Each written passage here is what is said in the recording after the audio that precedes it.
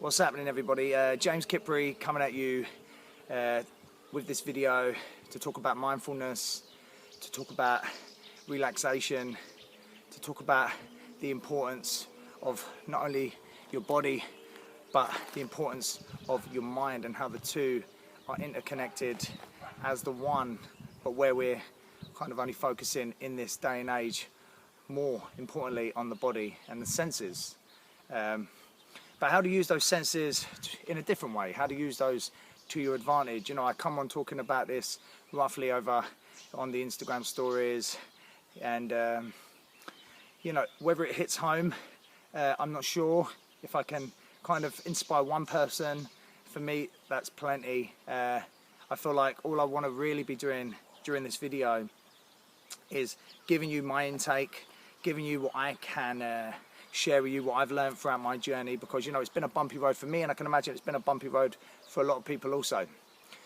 You know, life can get you down, life will beat you up, and life will chuck obstacles and challenges your way, but the decision is yours at the end of the day, because it is up to us how we respond and react. You know, do we let it get us down, do we let us keep us to the ground, or do we kind of plod on and keep moving forward? As you can see, I'm behind beauty, nature.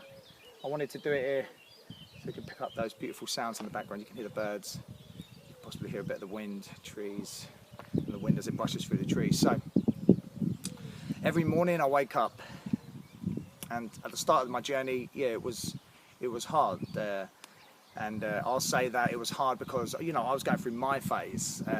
I was going through stress, anxiety, and I can imagine that's a big issue in today's modern world. Anxiety, you know, the hyperventilations, the panic attacks, and the thinking, you know. And when it does come to having situations like this, the first thing we immediately do is obviously panic a little bit more.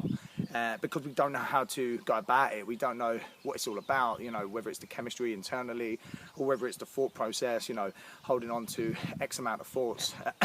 Whatever it is, it becomes an accumulation of many things, and they come together, and it spirals out into control, into panic. So what do? I wake up in the morning immediately. Sometimes I do like a nice cold shower. It always depends how I feel. Sometimes I immediately go to the chair, so I'm not going to lie and say every day I have a freezing cold shower. Some days I do, because for me a cold shower, you know, if you've ever heard of Wim Hof or anybody else that, you know, loves the cold, they'll tell you how it triggers that. It can trigger that adrenaline, you know, and even before sleep, that noradrenaline. It can really, you know, lower your cortisol levels, which is your anxiety hormone, you know, balance you kind of with that, you know, that serotonin, you know, give you a nice little, an internal balance, but also feel fresh. And plus, when you're in the cold water, the only thing you really have to focus on is the cold water.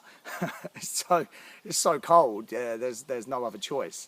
So, yeah, I wake up, cold water, or sit straight into my chair, depending on how I feel. But immediately, first thing, before any of that, brush my teeth, splash my face, look in the mirror, and try to really be the awareness behind the thoughts and take note to that echoing, those kind of replaying words or songs or visuals. Immediately we jump out of bed, that's what happens. You know, we immediately jump into some story or some kind of visual or some kind of imagery, you know, and what it's all about is just allowing it to be, just letting it be, just hearing it, not kind of letting it affect us in any way, kind of building that emotional attachment towards whatever it is that comes about.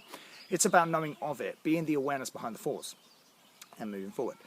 And so, brush your teeth, splash your face, sit in a chair. How do I become mindful? And I call it mindfulness because also I've reached out to a lot of people, and I've read a lot of information, and yeah, there is a huge difference between mindfulness and meditation. So we call it mindfulness meditation, and yeah, meditation being kind of that, you could look at it like in that higher state of consciousness, you know, trying to get your mind to a higher state to where we are right now.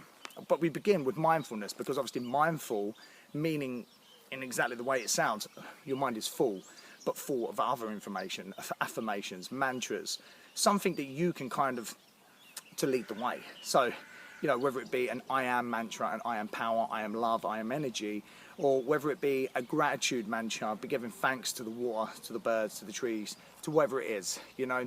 So we use them words to fill up our mind for what is more important for us, you know, and it kind of leads the way so much more better than an angry little echo or, you know, a voice that we don't know what's going on leading the way there. So wake up, sit on the chair, or lay down. If you've just begun, I do recommend starting with guided meditation or guided mindfulness.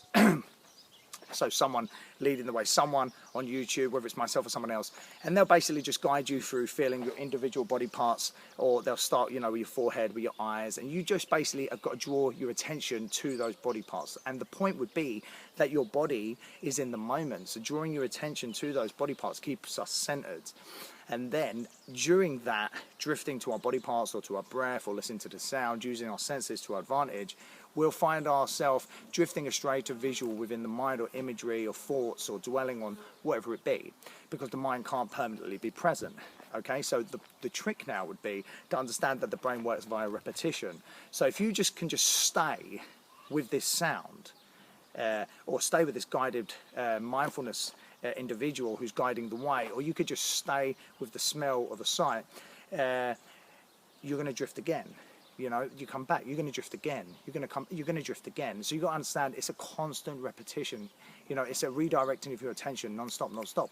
Understanding, once again, I spilled this before, but there's, what is it, like 1,440 minutes in one day, 10,080 minutes in a week. And the majority of people, how many minutes do we give to sitting still and just focusing on our breath, on our senses, you know, and really taking note to that inner self? And it wouldn't really be a lot of minutes within the day or a lot of minutes within the week. So you've got to understand how overpowering our physical self is, you know, with our day. You know, you've got to feel it, see it, taste it, touch it, you know, this world, this life, this priorities, attachments, roles, labels, whatever it is. So my recommendation, you know, get your mindfulness meditation prepared, get who you would like to listen to. So obviously some voices would be more appealing than others. Once you've got that person or that sound and you found that comfortable posture, whether it's laying down or sitting up in a chair, now you've got to do it every day. Now you've got to repeat the process every single day until you get it right.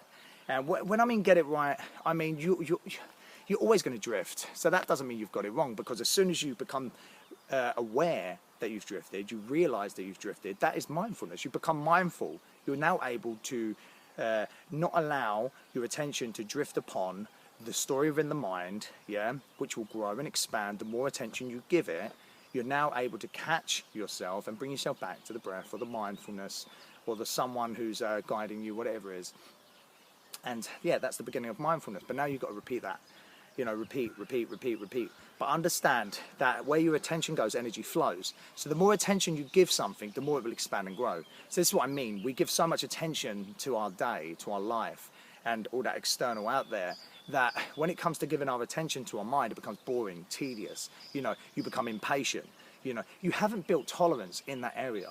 You know, you haven't even gave it a go. So I want you all to know, if you are listening and you are beginning your mindful journey, it will take you a long ass time until you are into that habit, and then until you are conditioned, you know, and then until it can kind of really make a large impact in your life. And it has in my life, but it didn't come, you know, overnight. It took time. And there were moments where I doubted myself, disbelief, and I wanted to stop, you know.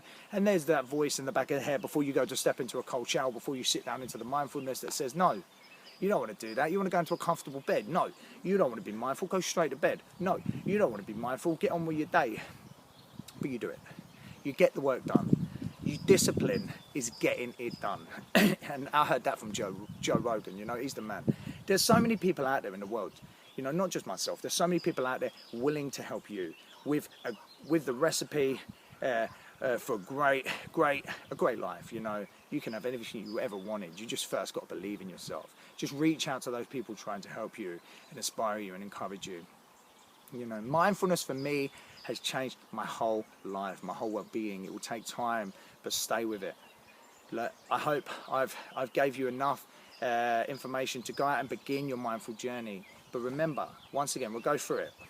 You know, in the morning as you wake up, that'll be the greatest time, because you've just re-energized your body. Your body's got so much life right now. Yeah, you feel tired and sleepy, but immediately focusing your attention on that stillness. So yes, wake up in the morning and get it done. First thing in the morning. Also before bed, so you don't go to bed with dwelling and overthinking about the day that you've just, that you've just experienced. That would be a great little also time to be doing your mindfulness. You can do it throughout the day, but these when you wake up in the morning and before bed, and just repeat the process indefinitely. So remember, repetition consistently over a vast amount of time, and that kind of applies to basically everything, doesn't it really, that we do in our life.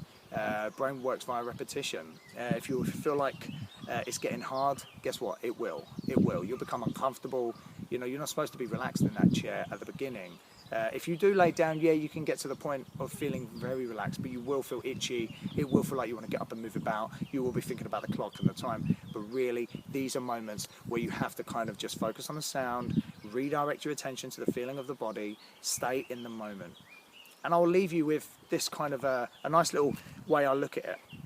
And obviously getting us off people like Eckhart Tolle, Wayne Dyer, Alan Watts, and all the greats, Tony Robbins, and come on, the list is endless, isn't it really?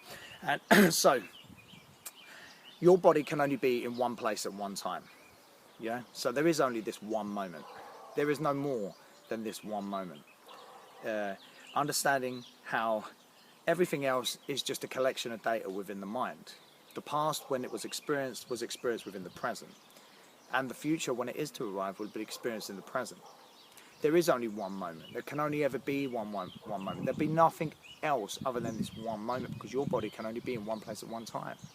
Time is just a measurement of an experience. Everything else is stored within your mind.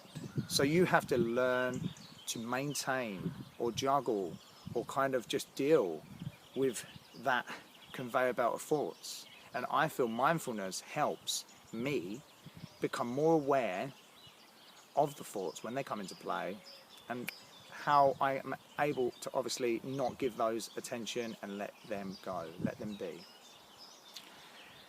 Every single one of you out there, I've got so much love and gratitude. I'm sending it your way right now. Have a beautiful, beautiful day. Look at all that beauty out there.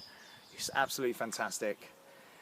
Step into nature for a moment. Spend time with your family. Smell the breath and all that fresh air. And really take a moment to really indulge in mindfulness meditation, which can not only change your life, but it can change everybody's life around you too. One love to everybody. Remember, the greatest relationship is with yourself. Peace and love.